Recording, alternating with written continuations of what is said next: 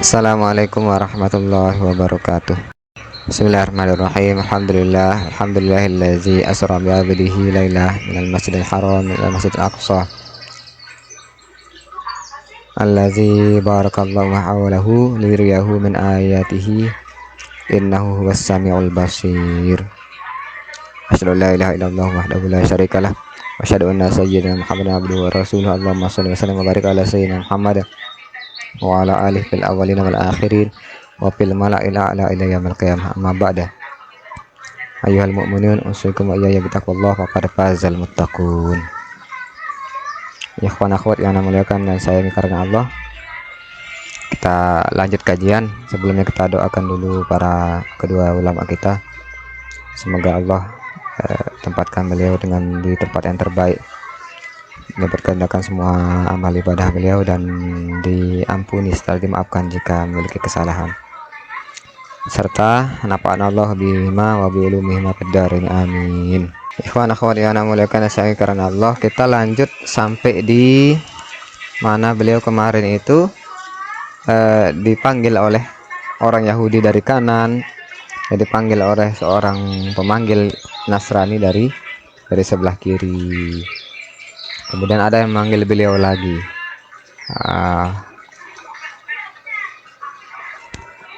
Qala malik rahimallahu tabaraka wa ta'ala wa nafa'ana muslimin bihi wa bihi fid dharain amin.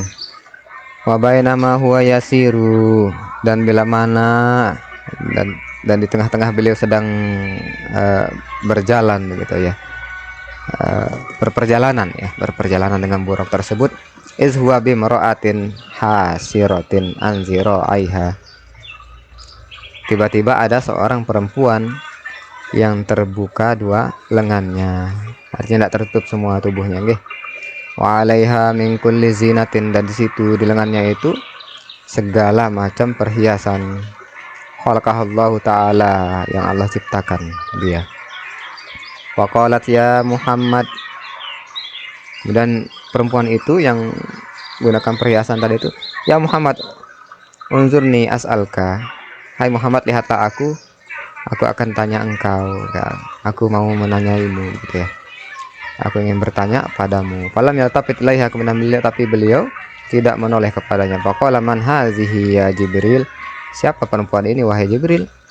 Qala, Jibril berkata, tilkad dunya, itu dunia, katanya si Jibril, si malaikat Jibril gitu ya, alaihi salam.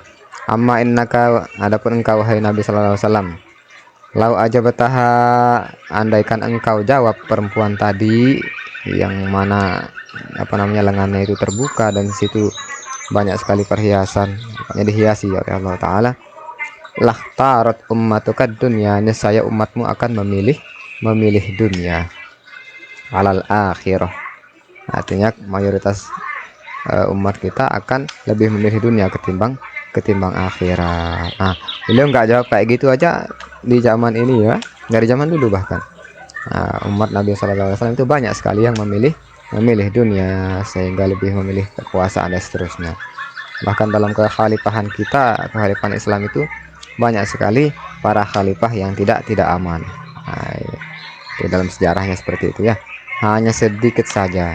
Nah, di antara khalifah awal yang pertama Ibn Harun ar-Rasyid, kemudian siapa nih, Umar bin Abdul Aziz, itu yang kita tahu khalifah hebat dalam dinasti Islam maupun kekhalifahan dinasti. Itu kan khilafah ya, dipilih secara musyawarah, lama-lama jadi dinasti alias kerajaan, semacam kerajaan tapi dikatakan dinasti.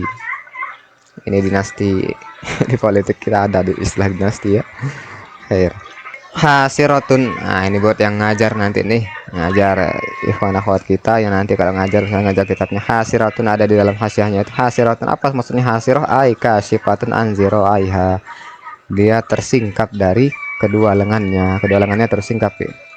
Nah, ya annaha ja'at amamahu, falam yaltafit ilaiha, dia datang dari hadapan Rasulullah sallallahu alaihi wasallam, keterangannya di situ ya.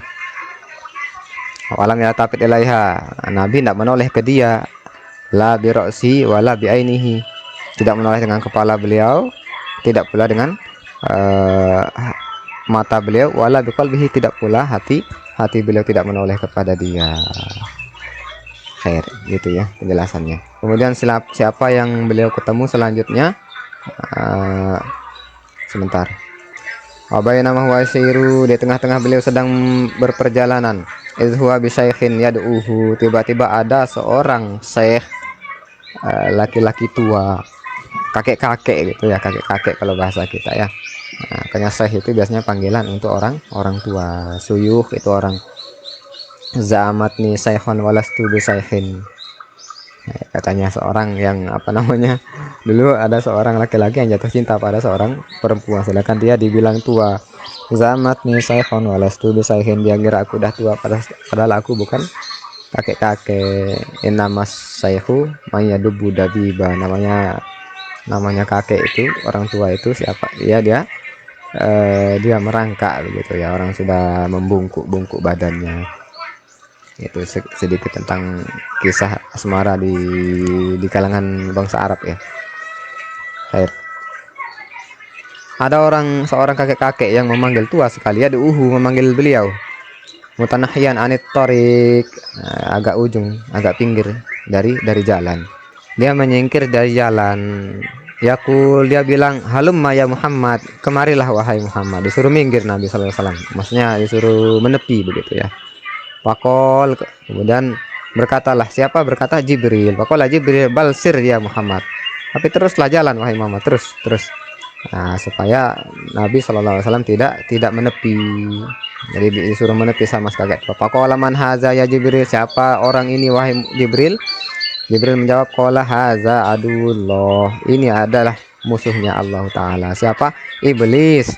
Dia adalah iblis. Arada antamila ilahi, dia pengen supaya engkau condong kepada dia. Di gua adalah gitu ya, supaya Rasulullah SAW condong. Wasaro, kemudian beliau berjalan terus, melanjutkan perjalanan. Faiza huwa bi'ajuzin, tiba-tiba ada seorang wanita yang tua banget pokoknya. Kalau di kitab fikih itu disebut sauha'a, saking tuanya tidak menimbulkan syahwat lagi. Yang seperti ini ada keringanan untuk tidak berhijab, ini sedikit fikih ya, selama tidak menimbulkan pindah. Tapi jika dia berhijab ya lebih baik. Jadi orang tua yang sudah tua banget, yang kira-kira orang tidak bersyahwat secara umum ya, mana ada juga yang bersyahwat sama orang tua ya, itu ada keringanan untuk tidak berhijab. Ada kisahnya di situ, seorang sahabat yang menjadi pembantu. Tapi andaikan dia berhijab itu lebih baik, itu kesimpulannya nih. Nah, orang tua ini ala janabit torik, di pinggir jalan juga ya. Faqalat, kemudian si nenek ini berkata, ya Muhammad unzurni as'alka, hai Muhammad, lihatlah aku ingin bertanya padamu. Falam yaltafit ilaiha, karena tapi Nabi sallallahu alaihi wasallam tidak menoleh kepada dia. Faqala man hazihi ya Jibril, siapa wanita ini, nenek ini hai Jibril? Qala, dia menjawab, innahu lam yabqa min umrid dunya, bahwasanya ndak akan tersisa dari umur dunia itu illa ma baqiya min umri hazihil ajuz, kecuali sebagaimana tersisa umurnya perempuan nenek tua ini. Itu di masa Nabi sallallahu alaihi wasallam ya. Itu sebelum Hijriah, katakanlah min berapa sebelum Hijriah ya. Sebelum sekarang sudah 1400-an Hijriah, berarti 1400 tahun yang lalu. Itu Jibril mengatakan itu umpama dunia udah tua banget, yang kira-kira dia bakal cepat segera mati. Itulah dunia. Jadi dunia ini umurnya seperti nenek tersebut, udah bakal sebentar lagi bakal kiamat. Nah, kalau kita ambil kalamnya Imam Sayuti bahwa umur umat Islam itu tidak akan lewat tahun 1500 Hijriah. Tidak akan sampai, berarti umur umat Islam itu sampai 1400-an. Wallahu ta'ala alam. Itu seorang Sultanul Aulia ditanya, jadi kalau generasi kami ini, generasi kita ini, Syekh Zainuddin Abdul Majid ya, beliau di masanya adalah Sultanul Aulia, seorang wali. Ditanya beliau, kalau murid beliau secara langsung, kalau generasi ayah anak itu insya Allah itu tidak akan ketemu namanya Dajjal. Tapi kalau generasi anak saya ini sama generasi anak-anak kita. Berarti saya ini umur 30-an ya, 40-an, 30 ke 40 itu ada kemungkinan untuk bertemu masa keluarnya Dajjal tersebut. Udah deket banget kita nih, udah deket banget nih. Makanya sekarang rata-rata para ulama kita itu mendidik anaknya bukan lagi untuk jadi ilmuwan, jadi apa, jadi penemu. Itu udah lewat masa seperti itu udah dulu. Ini bukan mau melemahkan kita ya. Nah, kita fokus pada jadi penemuan dunia itu sudah hampir di puncaknya, tinggal menunggu perang akhir zaman. Ayo cepet nikah. Anak kalau ingat ini Red, jadi gimana, emang pesimis. Anak-anak ini kita siapkan sekarang jadi hafiz-hafiz, hafal Al-Quran, karena nanti Al-Quran semakin langka pada akhir zaman ya. Dan dia menghafal-hafal hadis, memahami hukum-hukum agama, itu yang paling penting. Sedangkan penemu-penemu itu biarlah dunia Allah mengaturnya. Nah, jadi teknologi dunia sekarang sudah hampir berada di puncaknya. Nah, udah ketemu AI sekarang kan, artificial intelligence, kecerdasan buatan, saking canggihnya. Udah mau nyari apa lagi kita di dunia yang tidak ada. Fokus sekarang generasi kita ini balik untuk mempertahankan agama Islam, terutama ilmu. Wasaro, kemudian beliau meneruskan perjalanan hatta ata Madinah tabainil baitil muqaddas. Sampai di kota Baitul Muqaddas. Itu Baitul Maqdis bahasa kita ya. Wadakhalaha min babihal yamani, dan beliau masuk melalui gerbang Al-Yamani, pintu Al-Yamani dari sebelah kanan ya. Nah, jadi kanan itu kira-kira kalau menghadap kiblat dia sebelah kanan. Tsumma nazala anil buraq, kemudian beliau turun dari buraq. Wa rabatahu bi babil masjid, beliau mengikatnya di gerbang masjid di sekitar situ ya. Setelah beliau masuk, beliau turun, warabatahu berarti belum masuk ya. Nah, belum masuk di sekitar situ, pokoknya di dekat pintu, di dekat gerbang masjid diikatnya buraq tersebut bil halqoh, dengan rantai dari besi. Sebagian juga mengatakan di hasiahnya ini maksudnya halakoh. Nah, barangkali di situ ada sekumpulan manusia. Nah, bisa dibaca halakoh atau halqoh. Nah, sawa ungkanat minal hadid, baik itu bahannya dari besi, ini ada di dalamnya dicari. Wa nahwihi au minan nas, atau dari situ ada kumpulan manusia di situ. Halaqatul ilmi katanya ya. Nah, di sini ada penjelasan sedikit dari Imam Nawawi rahimahullah taala. Apa kata beliau? Imam Nawawi, qala Nawawi wa fi rabatil buraq, dan dalam masalah mengikat buraq ini al akhzu, itu adalah untuk mengambil apa? Bil ihtiyat, untuk hati-hatian.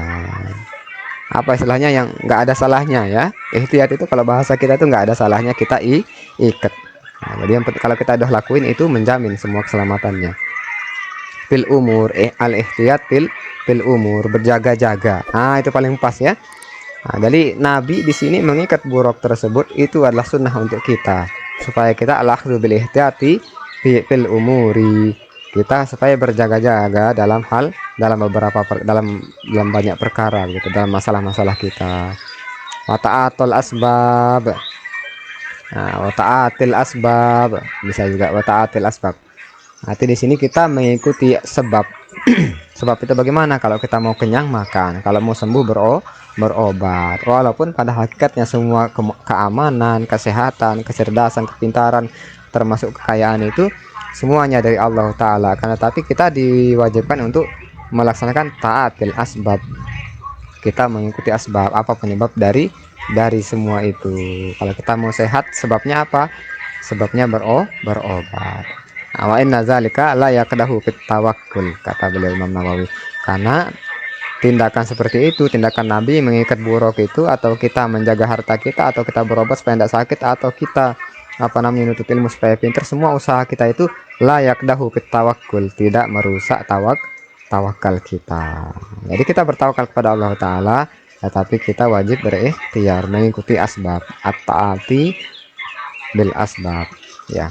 Iza kanal i'timad ala Allah Ta'ala, kalau memang kita bersandar kepada Allah Ta'ala, kata beliau. Jadi ya, kalau kita berniat, pertama kita berniat nih, kita menyandarkan diri kepada Allah Ta'ala, bergantung kepada Allah Ta'ala, kemudian kita berikhtiar, itu yang benar.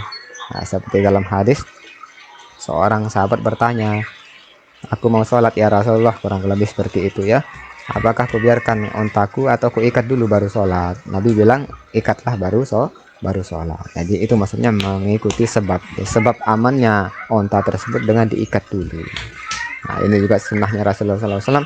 Beliau contohkan, padahal buruk itu kan tidak bisa ditunggangi oleh siapapun. Kalau dia tidak mau, tidak ada yang bisa tunggangi buruk itu. Tapi beliau mengikatnya. Dan juga di sini dikatakan apa namanya,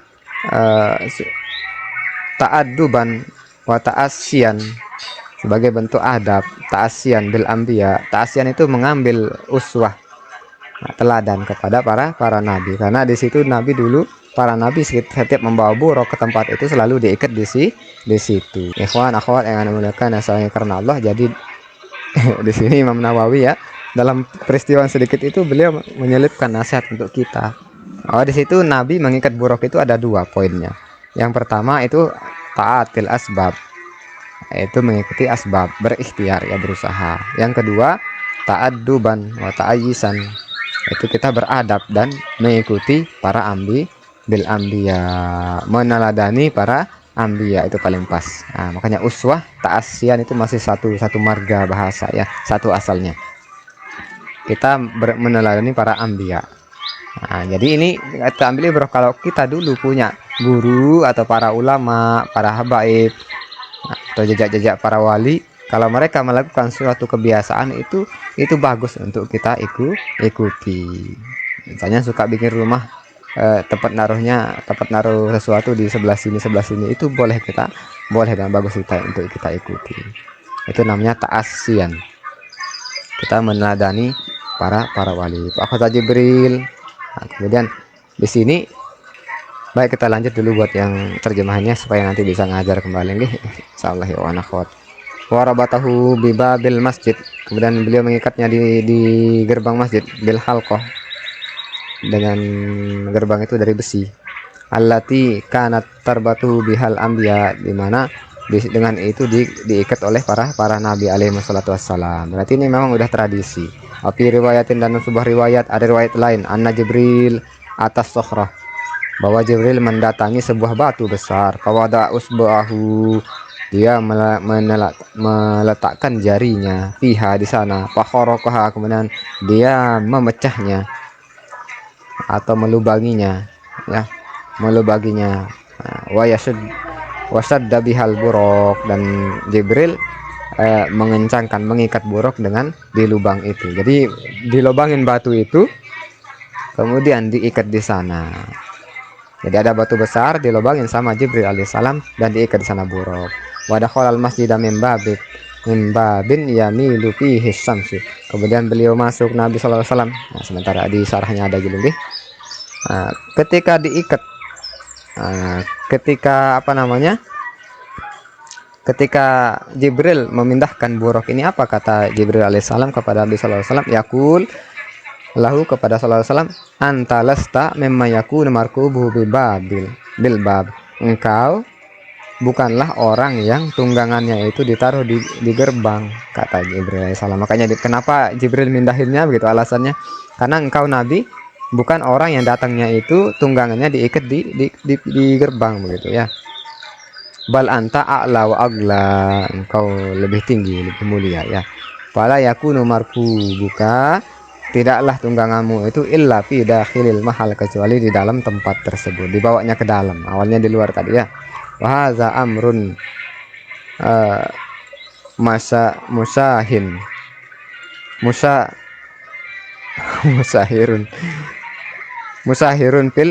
musaharun fil adat bainal akabir. Ini apa namanya perkara yang dipopulerkan di antara kebiasaannya para pembesar, para nabi lah ya, para ulama pembesar. Jadi adabnya para pelayan ya. Jadi kalau kita nanti misalnya melayani seorang ulama, itu kita istimewakan, kita bedakan beliau dengan yang lain sebagai bentuk adab. Nah, seperti yang dilakukan oleh malaikat Jibril. Warabatahu fi babil masjid, kemudian beliau mengikatnya di gerbang masjid bil halqah, dengan besi, rantai besi, allati kana tarbatuhu bihal anbiya, yang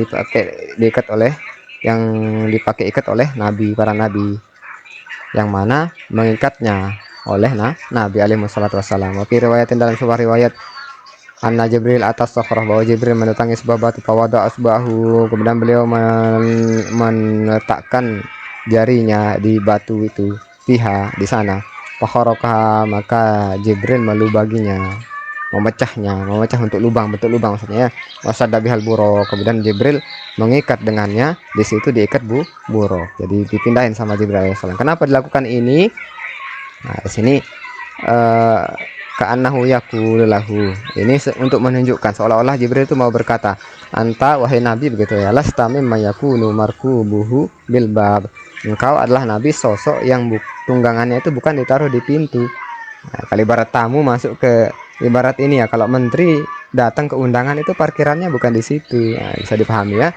Nah, ini kan kalau orang-orang biasa, para tamu lain itu parkirannya biasa di tempat parkiran umum. Tapi kalau seorang menteri, apalagi presiden, ya nabi begitu ya. Markubuhu, tunggangannya itu bukan di pintu, di gerbang. Bal anta a'la, engkau a'la agla, dan lebih mulia. Fala yakunu markubuka illa fidakhilil mahal. Nah, tidaklah tungganganmu itu kecuali berada di dalam tempat, nah, di dalam istana begitu ya, dalam tempat undangan seperti presiden ya, paling dalam mobilnya itu dikawal pula ya.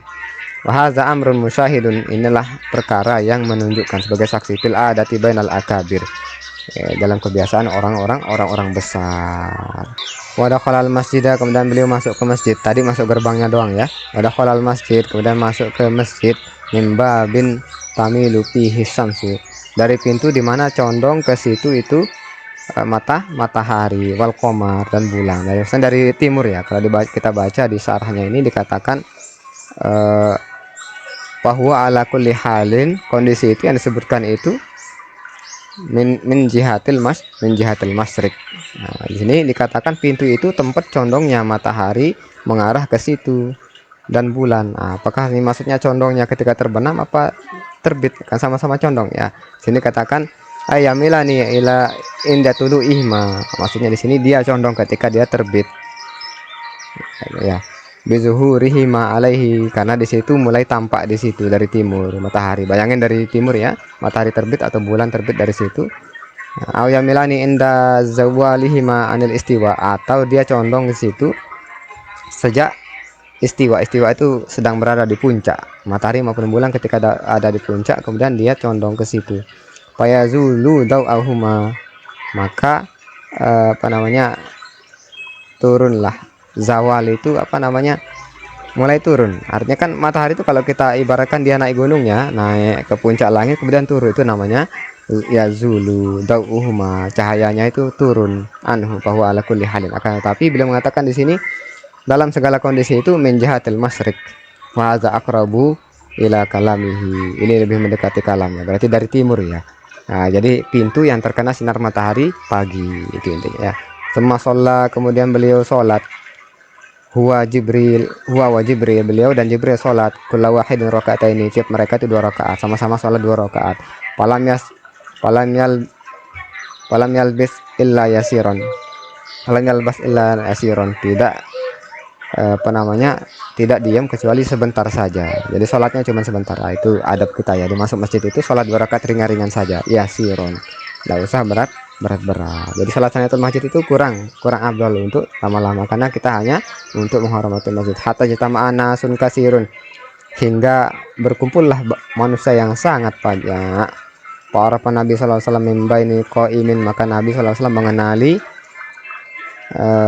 an-nabiyyin, para nabi, membaini qaimin, di antara yang berdiri. Jadi beliau sedang mengenali siapa mereka, para nabi. Ternyata ada yang berdiri, warokiin, ada yang ruku, wasajidin, ada yang sujud. Summa azan muazzinun, kemudian azanlah seorang muazzin di situ, di Masjid Baitul Maqdis ya. Wa uqimatis sholat, dan dikamatkan sholat iqamah ya. Faqamu, kemudian mereka berdiri sufufan, membentuk saf-saf yang banyak. Yang taziru namanya umhum, mereka menunggu siapa yang mengimami mereka. Nah, Pak Akhadha Jibrilu biyadihi sallallahu alaihi wasallam, kemudian Jibril memegang tangan Rasulullah sallallahu alaihi wasallam. Faqaddamahu, kemudian beliau mendorongnya, mengajukannya. Nah, dibawa ke depan maksudnya. Qaddama itu menyodorkannya, membawanya ke depan. Fasalla bihim rakaataini, maka Nabi sallallahu alaihi wasallam salat bersama mereka 2 rakaat. Wa an Ka'bin, dari riwayat dari Ka'ab. Fa'azana Jibril. Dari riwayat Ka'ab itu yang azan itu adalah Jibril. Setelah dia azan Jibril, bagaimana kejadiannya? Wa nazalatil malaikatu. Setelah Jibril azan maka turunlah para malaikat minas sama, dari langit, berbondong-bondong turun. Jadi malaikat yang azan turun ya. Kalau kita yang azan siapa yang turun? Luar biasa. Jibril azan kemudian turunlah para malaikat dari langit. Wa hasarallahu lahu jami'al mursalin. Allah membangkitkan para semua al-mursalin. Mursal itu para rasul, orang yang diutus. Rasul, wal anbiya, dan nabi-nabi. Jadi rasul dan nabi. Ini udah kita jelasin kemarin ya. Rasul itu yang diberikan wahyu untuk wajib disampaikan kepada umatnya. Sedangkan para anbiya itu yang diberikan wahyu tapi tidak wajib. Boleh dia sampaikan tapi tidak diwajibkan, tidak dibebankan. Jadi beda kelasnya. Seorang nabi dan rasul itu sudah pasti dia diperintahkan tabligh, menyampaikan. Pasallah Nabi sallallahu alaihi wasallam bil malaikah wal mursalin, maka salatlah Nabi sallallahu alaihi wasallam, ini riwayat dari Ka'ab ya. Nabi sallallahu alaihi wasallam salat bersama malaikat dan para mursalin, para rasul. Falamman sarafa, tatkala malaikat sudah selesai, qala Jibril, ya Muhammad, berkata Jibril kepada Rasulullah sallallahu alaihi wasallam, wahai Muhammad, wahai Rasulullah sallallahu alaihi wasallam, atadri, apakah engkau tahu, man shalla khalfaka, siapa yang salat di belakangmu? Jadi Nabi sholat gitu aja diajukan gitu ya, tidak dikasih tahu dulu. Qala la, beliau mengatakan enggak. Qala kullu nabiyyin ba'athahullahu ta'ala, mereka itulah semua nabi yang pernah diutus oleh Allah Ta'ala, yang dibangkitkan oleh Allah Ta'ala. Summa asna kullu nabiyyin minal anbiya ala rabbih, kemudian para nabi itu memuji Tuhannya. Setiap nabi dari nabi-nabi itu asna ala rabbihi, memuji Tuhannya, bisana'in jamilin, dengan pujian yang indah. Waqala Nabi sallallahu alaihi wasallam, kemudian Nabi sallallahu alaihi wasallam bersabda, kullukum asna ala rabbihi, setiap kalian itu memuji Tuhannya, mengagungkan Tuhannya. Wa ana musnin, aku musnin, aku juga memuji Tuhanku, ala rabbi, atas Tuhanku. Summa syara'a, kemudian beliau segera yaqulu, segera bersabda, apa kata beliau? Berkata-kata, berkalam gitu ya. Alhamdulillahillazi arsalani rahmatan lil alamin, segala puji bagi Allah yang sudah mengutusku sebagai rahmat bagi seluruh alam. Wa kafatan linnas, dan arsalani kafatan. Ini maktub dari situ ya, sebagai rahmat dan menyeluruh bagi manusia. Di dalam situ ada disebutkan seluruh alamin, ini seluruh semesta alam. Apa itu alamin? Kalau kita jawab, kalau kita artikan semesta alam. Kalau dijelaskan di kitab ini atau kitab-kitab akidah itu, yang disebut dengan alam itu adalah masiwallah, segala sesuatu selain Allah. Jadi Nabi sallallahu alaihi wasallam ini diutus kepada seluruh makhluk, termasuk malaikat juga. Apapun makhluk Allah itu Nabi diutus kepada mereka. Saking mulianya Nabi kita sallallahu alaihi wasallam. Ayo, siapa yang pengen ketemu, yuk. Mudah-mudahan kita bertemu dengan Rasulullah sallallahu alaihi wasallam paling dalam mimpi sebelum kita meninggal. Wa kafatan linnas basyira wa nazira, sebagai pemberi kabar gembira, dan naziro, basyiron itu pemberi kabar gembira tentang rahmat Allah, surga dan seterusnya ya. Naziro memberi peringatan tentang azab, tentang murka Allah dan seterusnya.